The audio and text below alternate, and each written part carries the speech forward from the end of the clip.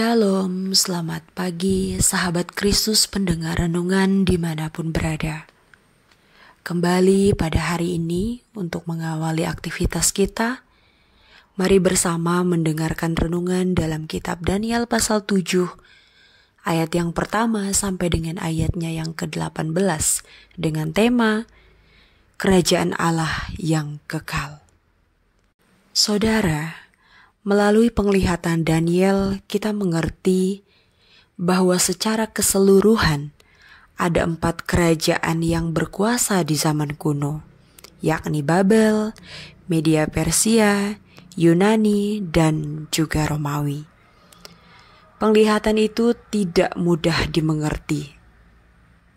Angka 10 adalah simbol yang menyatakan kelengkapan, sehingga sebutan 10 raja tidak menunjuk kepada 10 raja Romawi saja, melainkan menunjuk kepada seluruh penguasa Romawi.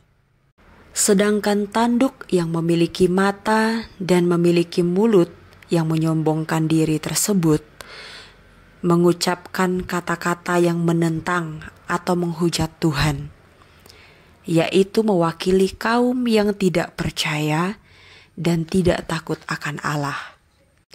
Selanjutnya, penglihatan yang dilihat oleh Daniel mencakup peristiwa yang terjadi jauh setelah era berkuasanya keempat kerajaan itu. Daniel mengungkapkan tentang seseorang yang seperti anak manusia, datang dengan awan-awan dari langit. Dalam hal ini, Daniel menyingkapkan tentang kedatangan Kristus yang kedua kalinya. Dalam hal tersebut, bahwa setiap orang yang tidak percaya akan dibinasakan. Kita harus menyadari bahwa kerajaan Sang Anak atau kerajaan Kristus adalah kekal, sedangkan kerajaan raja-raja di bumi hanya bersifat sementara. Melalui penglihatan Daniel, kita memahami gambaran menyeluruh tentang kenyataan hidup. Meskipun kerajaan dunia datang silih berganti, tapi pemerintahan Allah kekal selama-lamanya. Yesus Kristus yang telah menebus manusia dari dosa adalah Raja yang sejati. Percayalah, mungkin selama kita hidup di dunia, kita bisa mengalami banyak penderitaan dengan berbagai penyebab. Akan tetapi, penderitaan tersebut hanya bersifat sementara.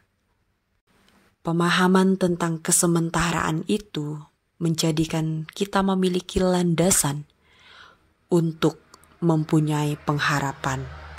Kita dituntut untuk meneladani kisah hidup Daniel yang takut akan Allah dan menyembah Allah dengan sepenuh hati.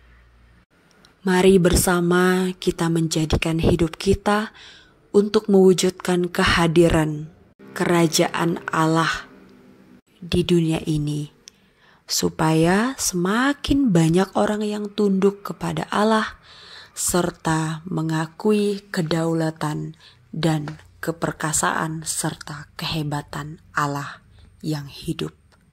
Amin. Mari kita berdoa.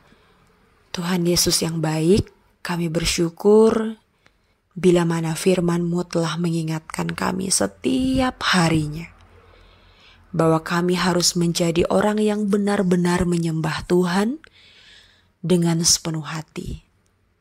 Menjadi pribadi yang menyerahkan totalitas hidup kami untuk Tuhan. Meteraikanlah kebenaran firman-Mu, agar kami boleh menjadikannya sebagai pedoman dalam menjalani setiap kehidupan kami. Ajarlah kami Tuhan untuk menyadari bahwa kerajaan Engkau tak terbatas. Kerajaan Engkau adalah kerajaan yang kekal. Dan apapun yang kami alami di dunia ini, baik itu kebahagiaan ataupun juga penderitaan, semuanya hanya bersifat sementara. Terima kasih banyak Tuhan Yesus Kristus. Dan hari ini kami akan menjalani aktivitas kami seperti biasa. Dalam tugas tanggung jawab kami, pekerjaan kami, usaha kami, kehidupan kami bersama dengan keluarga, sepanjang hari ini kami mau serahkan ke dalam tangan pengasihan Tuhan. Berkenan Tuhan menyertai dari pagi, siang, sore hingga malam hari. Terima kasih banyak Tuhan Yesus. Tuntunlah kami dengan Roh Kudus-Mu, agar apa yang kami lakukan boleh menyenangkan hati Tuhan dan membuat Tuhan tersenyum. Inilah seruan dan doa kami. Di dalam nama Tuhan Yesus Kristus kami melandaskan kegiatan kami di sepanjang hari ini. Amin. Selamat beraktivitas, Tuhan Yesus memberkati. Shalom.